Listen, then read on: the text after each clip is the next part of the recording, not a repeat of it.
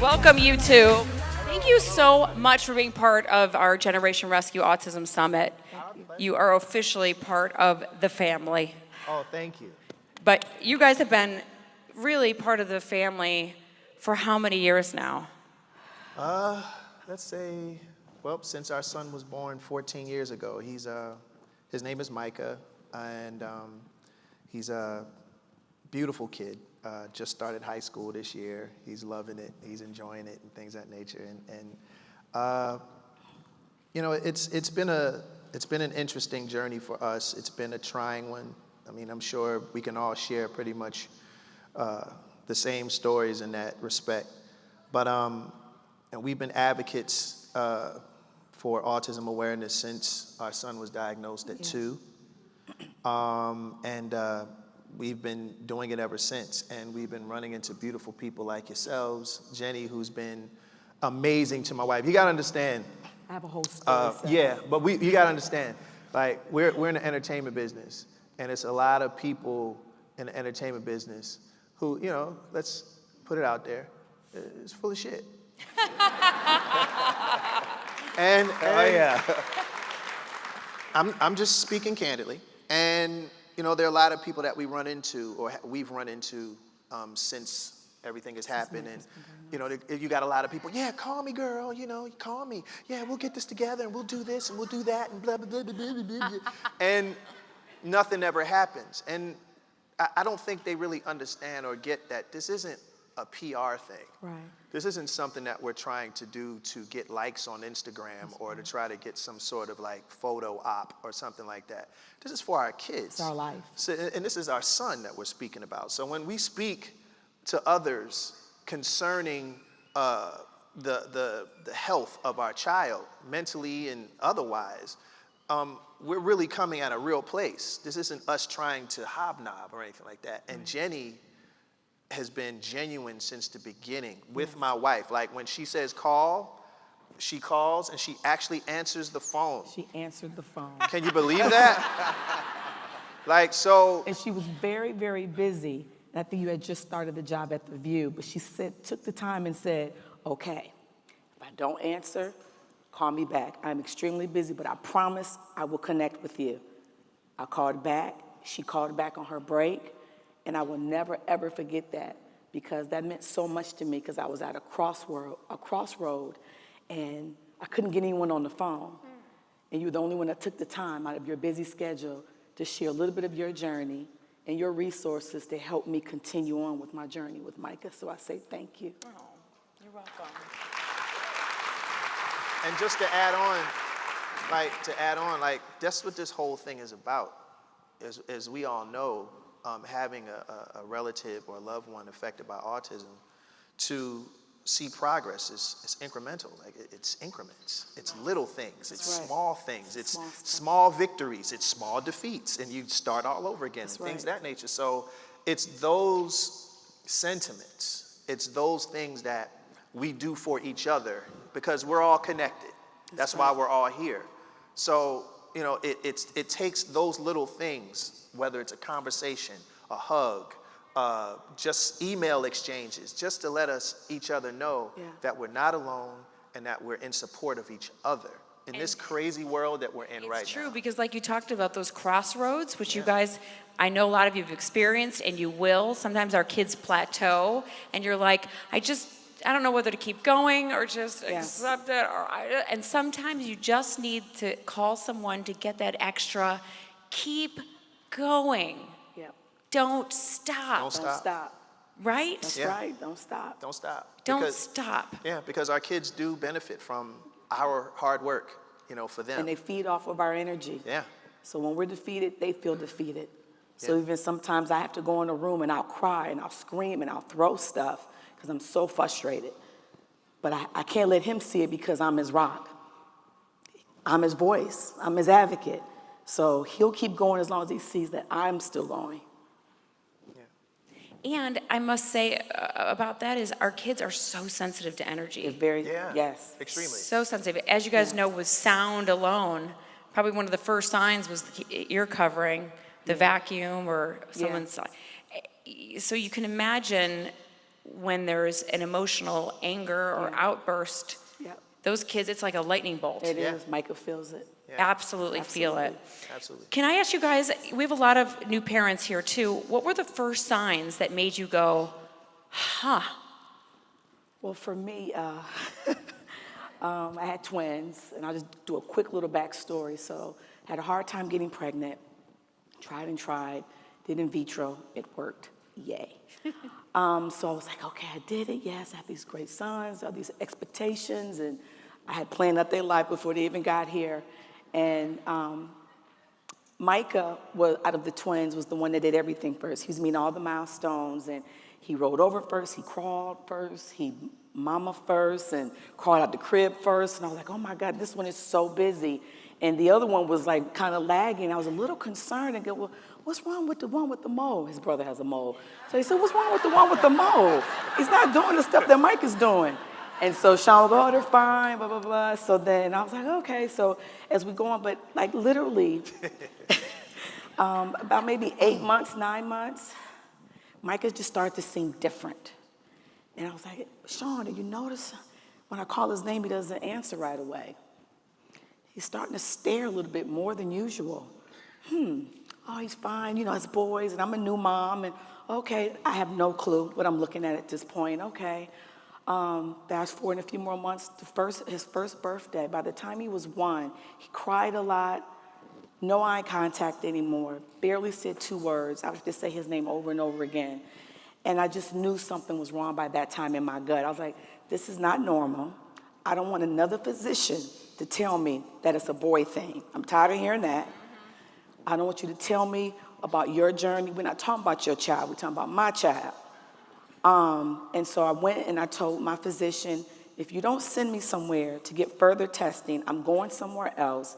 And if I find out something's wrong, I'm going to let everyone know that you misled me on a concern that I had about my son. So of course, you know, they don't want that. So then therefore she sent me to another physician to just kind of see where he was at. And sure enough, long story short, he was quote unquote teeter-tottering on the spectrum. And that, you know, he was 50-50 there. I don't know what that means. The number 50-50, that normally means that there's definitely some challenges going on. So I know we don't ever want to hear it as parents, and we want to believe that that's not the case, but we hurt them more if we don't go with our gut and push forward and don't allow anyone to tell you anything different about you, even if you're a new mom or a new parent. So I think It's called the warrior in us, right? Yeah, it literally kicks in, and so therefore we had to still wait for the diagnosis till he was 3, but I knew by that time there was definitely something else going on, so. Wow. Shawn, as a dad, you know, as Sharhonda said, she had plans for the boys. Absolutely. You must have had plans for the boys being a musician, and Yeah. I mean, as a dad, what was getting that diagnosis like for you? Yeah, it was devastating because being a father, seeing your sons, you know, they're your heir parents, you know, you know, you want them to be the men that you dreamed of them being, and getting married and having their own kids. So, you know, and that type of thing, and sports, and, you know, whatever, music, whatever. And fathers go through a different process mentally. We instantly, we're a little more in denial. I'm not gonna lie. We're in more denial than the mothers are, because we're more like, he'll be all right. He said that a lot. Yeah. You know, he'll shake it off. He a man. You know, a man in training. He'll be good. He'll shake it off. Wake up one day and, you know, throw a perfect spiral. But once reality hits, my initial instinct as a father and as a provider is, okay, how can I fix it? What do I need to do to fix it? That's just a man's instinct, because we're problem solvers. So, you know, and when you're faced with something that you've never encountered before, you instantly go into, and we don't tell our wives this, because, you know, ladies, we do feel, and, you know, it happens. And you know, our instinct instantly is to, okay, I gotta fix it. Because you see your wife going through it, emotionally. And at first it's hard to handle. It's hard to get a grasp on it because it's like, I don't know what to do. Right. And the worst thing for a man to feel is to not know what to do. We always know what to do. Even if we don't know what to do, Right. we act like. So we think. Yeah, you know what I mean? Like, but Right. with this situation, it's literally being out on the ocean by yourself. Yeah. So my initial thing is, okay, I'm gonna go work. I'm gonna make as much money as I need to. So if she says my son needs this taken care of, boom. You know, because at this point, I couldn't do anything else. I had nothing, I had no answers. And that's the worst feeling for a man about his son in the world. So there's a lot of people can relate Yeah. in this audience. And I saw a lot of moms going, about their husbands, and the dads going, Yeah. What about treatment? Where did you know where to go? And did you know where to go? Okay. Well, in the beginning, no, because I think I Yeah. had a day or two of just complete, utter bawling and self-pity and loathing and what did I do? That's called normal. How did I do? Right, that's normal. And oh my God, I did it. It was that piece of fish I ate. And it was that wine that she said I could have after 6 months. Right. All of those things. So the first answer is no. Wasn't really sure. I'd heard about it, but wasn't clear what that was. And just so you know how sometimes the ignorance part of it sometimes can kick in where you think, I said, well, it can't be because I really thought that was a white thing because we had never really talked about it in our community. So I kept saying, this doesn't sound right. Black people don't get autism. We get high blood pressure and cholesterol. Diabetes. We don't get autism. Too I much was fried wrong. chicken. I had to throw that out there to be completely transparent. That's Jenny McCarthy shit. That's some other shit. But so naturally, I should say I was in the dark because I had no clue because I just thought that's something that we as a culture did not get. And so I started to read and I started to just kind of look things up. And also another cultural thing is that I had to kind of self-teach myself because I had a problem with sharing my story or sharing that something was wrong with my son because I was ashamed and I was embarrassed. And we were brought up in our culture, you don't tell your business and you keep it close, you go to church, you pray on it, and the Lord gonna touch him, he gonna be healed, and that's it. So I did a lot of it on my own, but it still wasn't enough. And then finally it took for one day in the midst of me looking stuff up and getting them registered through the services that were available. Insurance didn't cover a lot of the treatment at the time, so we were blessed that I was able to at least financially cover some of it out of pocket. And in the midst of all that, I met a mom one morning, and I asked her, why are you so happy in the morning? And her son's on the spectrum. I said, because I'm sad. I know you see me smiling. I'm actually very, very sad inside. And, she basically told me that she took this journey as her being picked, as being his advocate. And this was her job, and this was her calling. And so, but therefore, she didn't want to let down what was asked of her from the higher power of whatever it is that we all pray to and meditate to.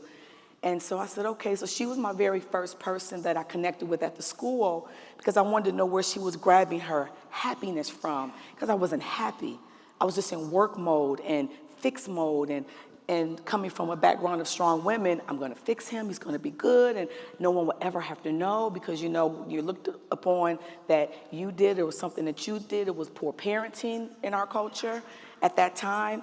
And so it took another person in that village to kind of give me websites and other places to go and other things to talk about and groups to talk in and diet and all those many things that I never knew anything about.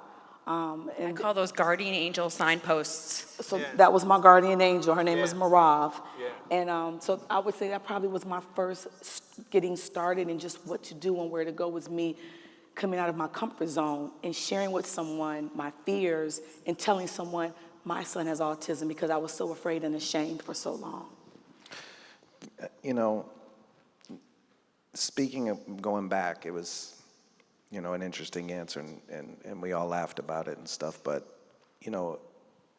in the Black community, there are a lot of children with autism. Oh, whole yeah. lot. And Oh, yeah. it really seems like, you know, you're in the Black community, I am. not that that's the only community, and Yeah. you're in the world community, obviously, but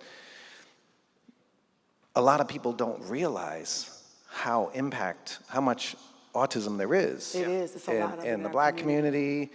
And is Micah's Voice, the foundation you've made for your son, is that bringing awareness to that? And what do you think we can do to bring more awareness? Because, you know, right now we're at a really serious time We in are. this country It is. about injustice Yeah. and a lot of different stuff going on. But Yeah. to me, it's a real injustice that people are not aware and not doing enough I agree. for African American children and families who are suffering with autism. I mean, it's a lot of people think it's just a white thing, Yeah, Right. I did, yeah. and it's not. Well, this is the beauty, honestly, of what's going on in this country, in the midst of all of the craziness and the racial tension and things of that nature. What I learned is that there are a lot of human beings that really turned a blind eye to the status of this country that's been going on for a while, and we as Black people we had no choice but to deal with it, because cultures are different. We go through different things, whether a person wants to acknowledge it or not. You have no choice now. It's on TV, it's on YouTube, it's all, it's everywhere. So put that on top of, now I got a kid with autism. Not only do I have to make sure that I get home at night and not get harassed or possibly shot by, somebody unjust, now I got to worry about making sure my son gets the right provisions, because the government right now, who are in shambles, are fighting over taking care of human beings with pre-existing conditions. It's crazy. It's absolutely crazy right now. So, but the beautiful thing about conferences like this is that it forces us to actually be humans and show humanity in a society, and right now in a governmental structure that's in a disarray and is about facts, figures, and numbers and money. But we live a different life, and this is where it becomes a Black thing, a white thing, an orange, green, brown, and yellow thing. Like, we're all in this together, folks, and all we have is each other in this particular situation. Yeah. So even though, we have to go to our respective communities and relative to what we grew up on, or rather the people we grew up around, and helping them, we still have to come back to each other at the end of the day. Right. That's our job. Because we the ones that live in it. That's right. So this transcends color, we've learned. This transcends social, or socioeconomic, boundaries and things of that nature. Again, it has no bias. Autism has no bias. Nope. So we have to ensure that no matter who you are, where you come from, what financial status you're at, we have to help each other, because that will increase the awareness, Yes. that'll increase the outreach, because still, autism is still very much a quote unquote new thing to society. And we have to make sure that we speak out as loud as we can. That's So right. the world understands this. There's 70 million people with autism in the world. That's right. 70 million. That's a country. And they're growing up and they're becoming adults. And they're not ready. Who's protecting them? Who's making sure that they're okay? Who's making sure that they don't get harassed or worse out here in this crazy world? We're the ones that have to make sure that they are safe, they're taken care of, and they're given the best chance at life as a typical human being. Which brings me to the point of us having each other's backs. Yeah. What you guys are going to notice in this community, when you go online especially, even the autism world is divided. Oh, wow. And it sucks. And you realize, wait a minute, I'm fighting with another autism mom? We really need to stick together. Right. So if something works for another child, that does deserve applause. If on your journey, if something works for your kid, Spread the Share it. word. Yeah, share it. Yeah. Absolutely. And if it doesn't work for your kid, don't shit on it, because right. it just might work for somebody else. Absolutely. And that's where we get divided. Parents, I know there's a lot of experts and doctors here and things of that nature, but I will say this, mothers, I'll say that. Mothers are the #1 physician. Period. You guys provide the information for these therapists. So please don't think that, your instincts are off. Right. No, they're spot on. Right. And you provide those that information that other therapists that are here right now, that they'll write about and share with other parents. So Right. please, moms, don't sleep on yourselves, okay? If you see something going on with your son or daughter, more than likely it is. You are his or her mother. You know him or her better than anybody, any physician. It's fascinating that in so many instances in life, we trust that a mother knows. We trust. That's right. Mother knows, she's Intuition. pregnant. She feels like something's wrong. She knew. Right. We trust it. Yeah. But with autism, a lot of people don't want to trust what a mother knows and what a mother sees. Yeah. And that's really, it's one of the hypocrisies that we deal with, Yeah. specifically in this community too. It's, we know that a mother's instincts are right. They're on. A mother always knows, until autism comes around. And Yeah. if the mother raises any questions, well, the parents don't really know. Yeah. Let me tell you. No, they know. Yeah. They know. Dr. Mom is yes. Dr. Mom, You no carry matter what. that child in your belly for 9 months. right. You know. You're right. Before That anyone is knows. another signal too, in terms of biomedical. When there's so many things, I call it a menu, and you look at it up and down, and it's like going to Cheesecake Factory. There's 25 pages. Right. You're like, shit, man, I don't know which one to do. Right. Yeah. You're going to have to really rely on your intuition. You do. And a really good biomedical doctor will also rely on a mother's intuition. Yes, he does. He will listen to what she has to say and say, if you ain't feeling it, we're not doing it. That's a good doctor. That is a good That's doctor. right. Micah's Voice, please tell us what it is, where we can donate. You can go to micahsvoice.com. It has all of the information on how to contribute, not just money, but information, just like we were saying, breakthroughs and resources, doctors, recipes, whatever offer thing, financial grants. We provide financial grants for those who need it. Specifically right now in California, we hope to spread out throughout the country, but right now we are providing grants for therapy for your child. We believe we know the best therapists in the state, and they do a great job. They do a great job with the kids. They do a great job with our own son. Yeah. So these are people that we highly recommend, and that's pretty much it. And we're going to keep it moving. As a dad too, we're giving the moms a lot of love, and rightfully so.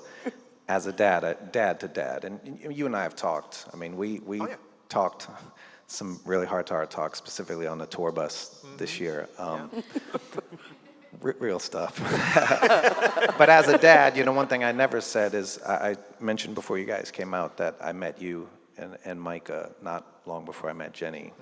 And when you talk about milestones and it being a village, I just want to acknowledge that interaction I had with him, that was, I remember you kind of were like, you may not get a connection. Right. But I tried delicately and Right. felt like I made a connection. And that Yeah. little thing, those little steps like that, for me, coming into this, and as Jenny's saying, you're going to meet my son. Are you ready for it? And I was, in the back of my mind, that was really the first child that I'd really spent some time with and had that connection. And in the back of my mind, I was like, I connected with Micah, I'll connect with Devin. That's right. And that's other ways that we have to be a village and take care of each other. It's just breaking that boundary. That's it. Means so much to someone on the outside, and I meet children with autism all the time now. Yeah. And that was really my first interaction, and it definitely helped me. So Well, thank Donnie, you well, as Donnie, a father. Thank you. You know what, Donnie probably one of the most genuine people I know. He has a good heart. Yes. He has a good spirit about him. So, not saying that you guys didn't have a breakthrough. You're just a really likable guy.